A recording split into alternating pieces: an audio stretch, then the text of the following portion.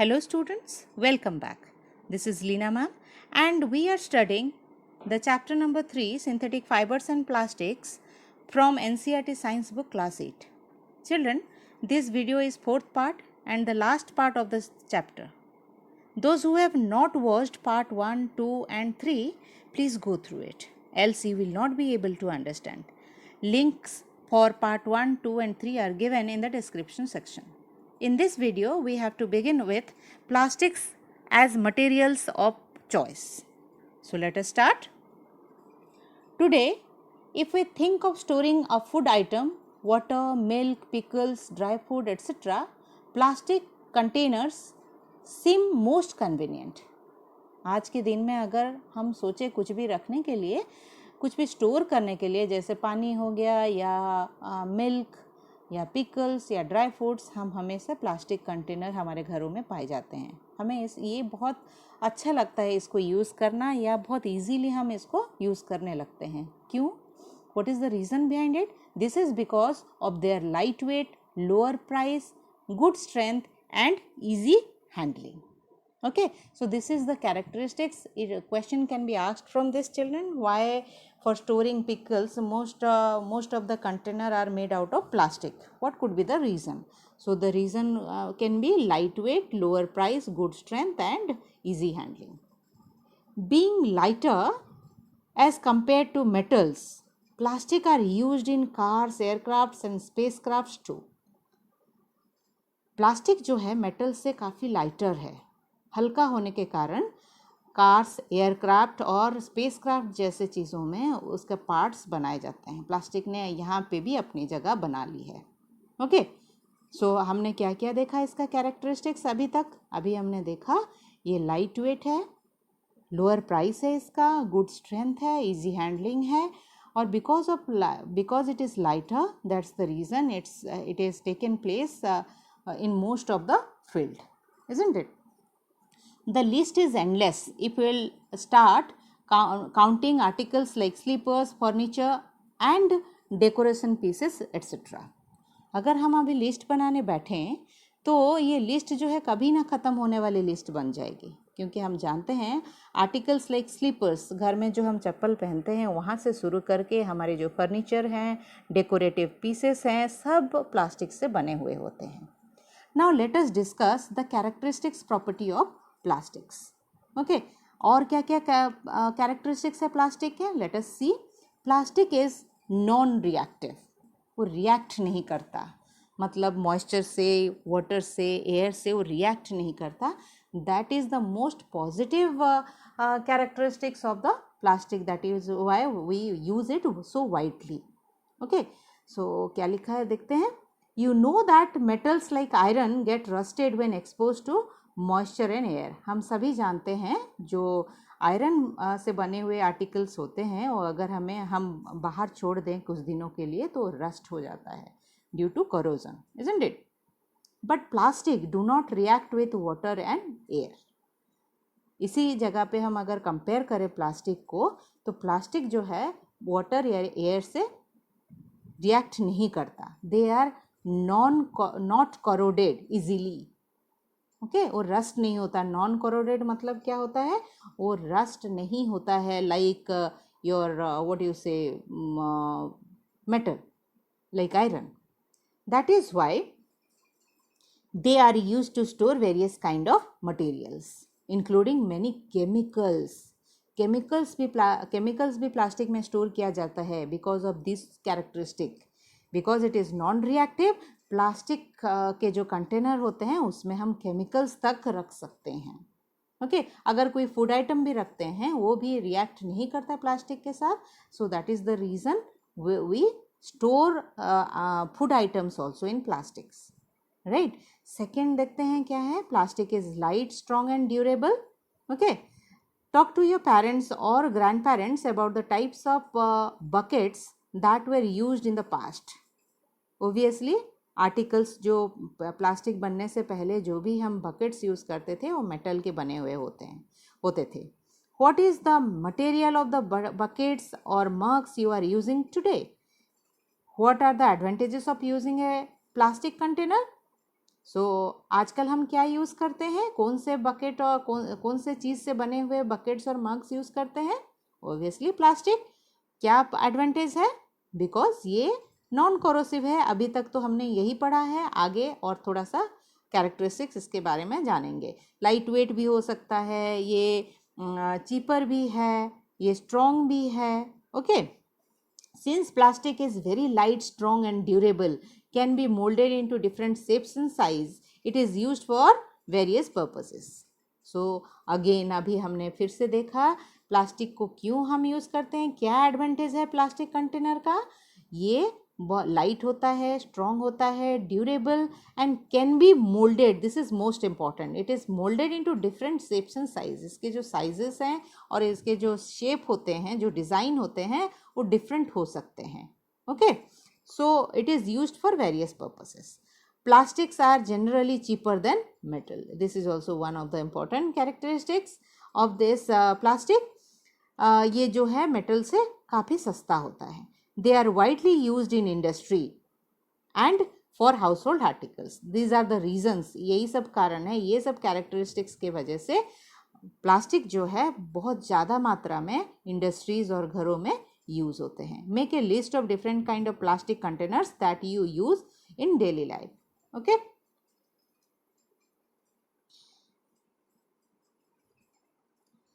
Plastic are poor conductors. और एक characteristics क्या है इसका, plastics are poor conductor. You have learn above that plastics are poor conductor of heat and electricity. हमने अभी अभी पढ़ा था plastics are poor conductor of heat and electricity. That is why electrical wires have plastic coating. आप सब ने देखा होगा इलेक्ट्रिकल वायर जो है उसमें प्लास्टिक कोटिंग होते हैं और प्रीवियस पेजेस में भी हमने दिखाया था वो आर्टिकल्स जो बने हुए थे उसमें यही सब आर्टिकल्स दिया गया था पिक्चर्स में, right. And handles of screw driver are made of plastic.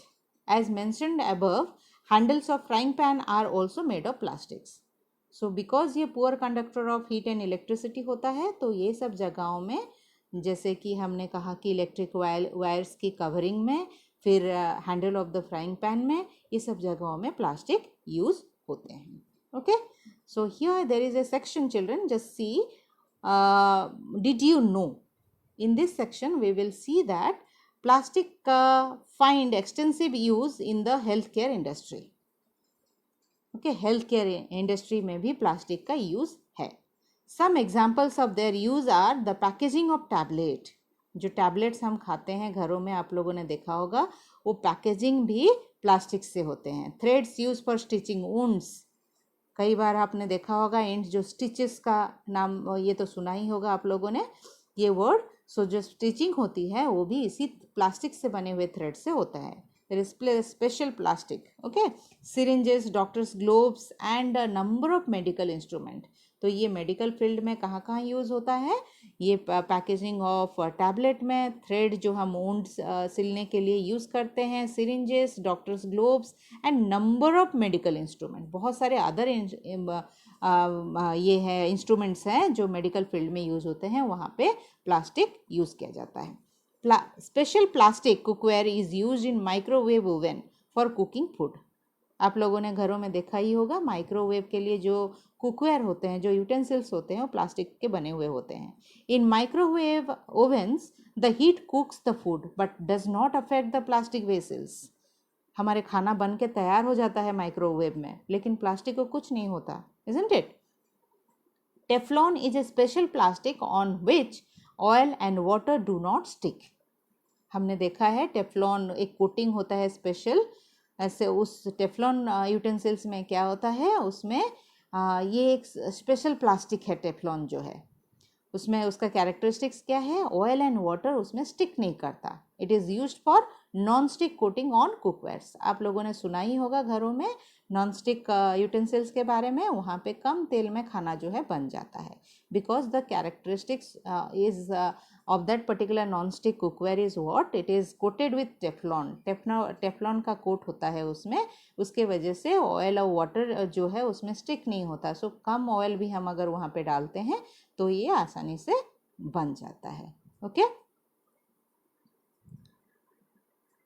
और एक क्या है, और एक कैरेक्टरिस्टिक होता है इसमें क्या स्पेशलिटी है, fire proof plastics although synthetic fibre catches fire easily.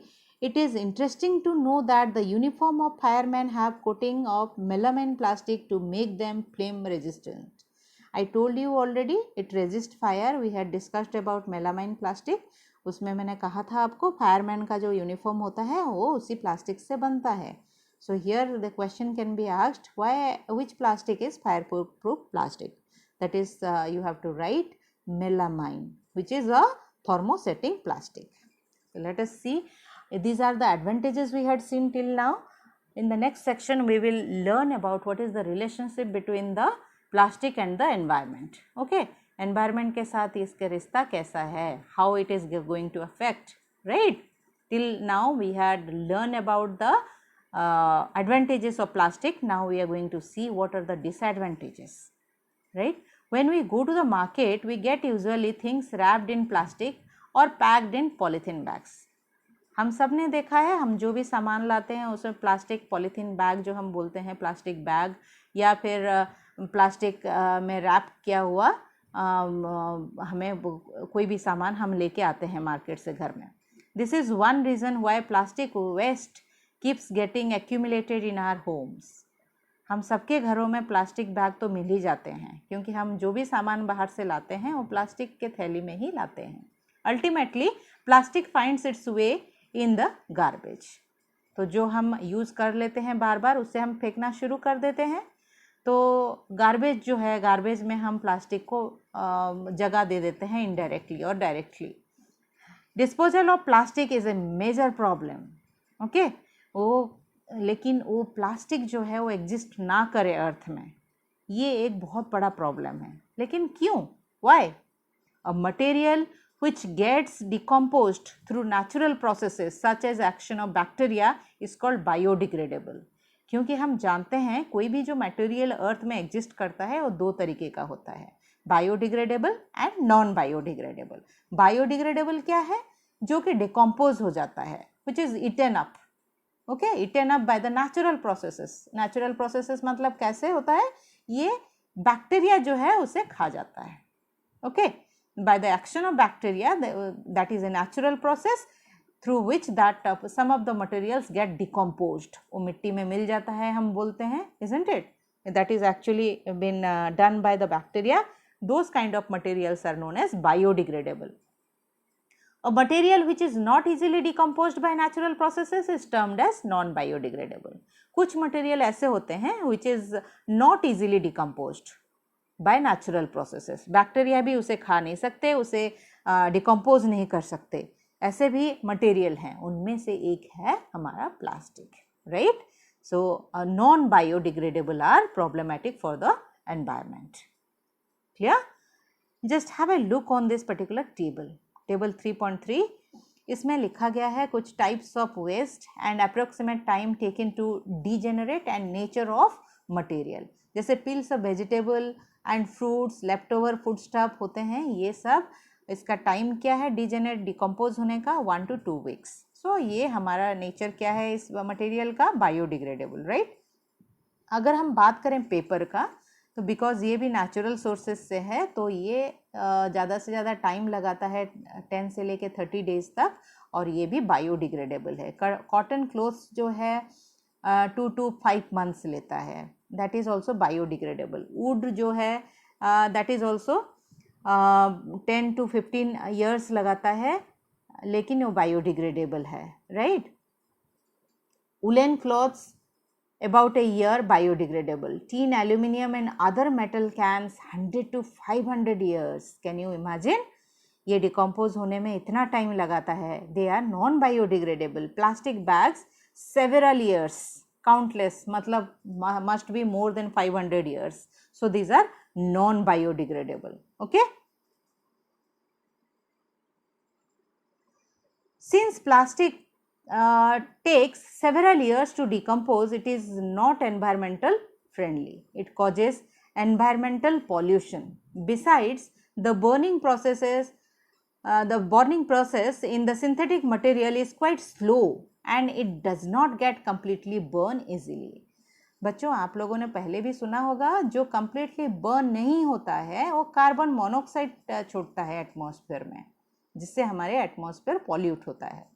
In this process it releases lots of poisonous fume, जो पॉइजनस फ्यूम है वो कार्बन मोनोऑक्साइड है generally, into the atmosphere causing air pollution. So इसमें से air pollute होता है जैसे मैंने कहा। How can this problem be solved, ये हम कैसे सॉल्व कर सकते हैं? Avoid the use of plastic as far as possible. सबसे आसान तरीका हमारे लिए क्या है, हम अवॉइड ही कर सकते हैं। Okay, this is one of the thing that we can do most easily, right? we have to avoid using this. Make use of bags made up of cotton or jute when you go for shopping. हम अभी आजकल हम सुनते ही आ रहे हैं कि plastic को हटाओ और उसके जगह पे पेपर बैग या जूट बैग या कॉटन के कपड़ों से बने हुए बैग्स को हम यूज़ करना चाहिए हमें। एंड जब शॉपिंग के लिए जाते हैं specially, so that they will not give our things in the polythene bags, क्योंकि अल्टीमेटली वो गार्बेज में जाता है जो कि डिकम्पोज होता नहीं है। जितना हम यूज़ करेंगे उतना ज़्यादा बनता जाएगा और वो एटमॉस्फेयर के लिए उतना ही खराब होगा। Okay, the biodegradable and non biodegradable waste should be collected separately and disposed of separately. क्यों? ये जो बायोडिग्रेडेबल थिंग्स जो हैं, जो बायोडिग्रेडेबल वेस्ट हैं और जो बायोडिग्रेडेबल नहीं है लाइक नॉन बायोडिग्रेडेबल, इसको अलग अलग हमें कलेक्ट करना चाहिए जब डिस्पोज करते हैं, जब कचरा में फेंकते हैं तब। Practice this in your homes, घरों में से ही हमें ये प्रैक्टिस करना पड़ेगा। Can you suggest some other ways in which you can contribute towards reducing the use of plastic materials? Other way कुछ है? It is better to recycle the plastic waste. Okay, so other way जो है वो क्या है, हमें उसको recycle कर देना चाहिए। Most of the thermoplastic can be recycled. Make a list of items that can be recycled. तुम्हें क्या लगता है कि क्या क्या recycled हो सकता है? Okay, तो उसका एक लिस्ट बनाओ। तो जनरली जो थर्मोप्लास्टिक होता है वो रिसाइकल्ड इजीली हो सकता है। However during recycling certain colouring agent are added, this limits its uses specially for storage of food. Clear? हम इसमें ड्यूरिंग द रिसाइकलिंग हम क्या करेंगे, उसमें कलरिंग एजेंट यूज कर सकते हैं सो दैट इसका यूज जो है लिमिट हो जाए, कम हो जाए। As a responsible citizen, remember the 5R principle.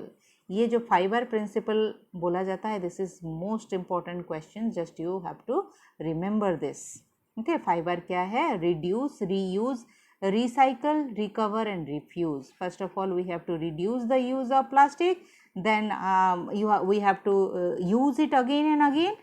We may recycle it and recover it. Recover it means what? जो हम use कर रहे हैं we should get it again for other purposes.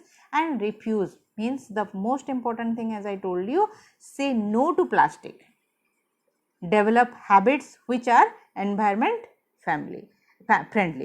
So जो articles, जो things जो हैं जो environment friendly हैं उससे ही हमें use करना चाहिए। हम 5R principle अगर हम use करते हैं, we will be considered as a responsible citizen, right children? So have you ever seen a garbage dump where animals, especially cows, are eating garbages? So this why we have to, in the previous section it has been asked that we have to collect these particular waste material in a different section, like biodegradable on one section, non biodegradable on one section, because you must have seen that in the from the garbage dump animals are eating foods, isn't it? In the process of eating the food waste, this shallow materials like polythene bags and wrappers of food, उसमें जो हम polythene या wrapper किया हुआ food को, जो rap किया हुआ आर्टिकल्स होते हैं उसको भी हम फेंक देते हैं। वो क्या होता है, वो एनिमल्स जो हैं उसे पहचान नहीं पाते और साथ ही उसको खा जाते हैं। Can you imagine the consequences? ये तो बायोडिग्रेडेबल नहीं है, तो क्या हो सकता है उसका? The plastic materials chokes the respiratory system of these animals और forms a lining in their stomachs and can be cause of their death. तो जब ये बायोडिग्रेडेबल नहीं है और डाइजेस्टेबल भी नहीं है, तो एनिमल्स जो हैं वो जैसे ही वो प्लास्टिक मटेरियल खाते हैं उनका रेस्पिरेटरी सिस्टम जो है चोक हो जाता है एंड ये एनिमल के पेट के अंदर क्या होता है, स्टमक के अंदर एक लाइन बन जाता है, बंद हो जाता है रास्ता जब जो है, एंड ये अल्टीमेटली उनका डेथ हो जाता है. So you can imagine from this that how problematic is this plastic. The polybags carelessly thrown here and there are responsible for clogging the drains. Even जो drain के अंदर ये clog कर देता है, huddles बना देता है, choke कर देता है. Sometimes we are very careless and throw the wrappers of chips, biscuits and other eatables on the road or in parks or picnic places. Should we not think twice before doing so? As a responsible citizen, what measures do you suggest to keep public places clean and free of plastic? हम क्या कर सकते हैं, ये जो है हम wrapper जो है फेंकते जाते हैं चिप्स के, बिस्किट्स के, जो पब्लिक प्लेसेस है लाइक रोड, पार्क और पिकनिक प्लेसेस, ये सब हमें रोकना चाहिए, isn't it? हमें क्या करना चाहिए, हम जरूर 5R प्रिंसिपल को अपनाएं. Let us see what in this section it is written. Fiber wise, do not throw plastic bags in the water bodies or on the roads. We must take care of this. हमें इधर उधर plastic bag जो है फेंकना नहीं चाहिए.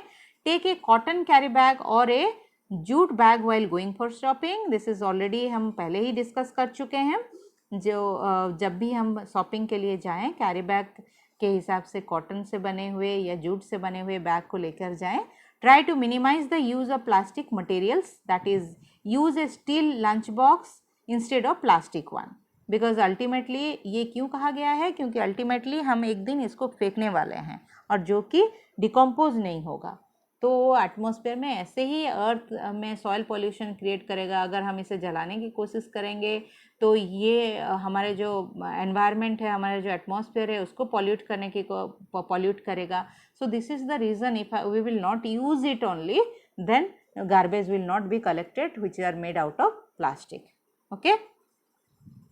Now that's all in this chapter. Children, just go through this particular keywords that we have already learned. So I am not reading it again.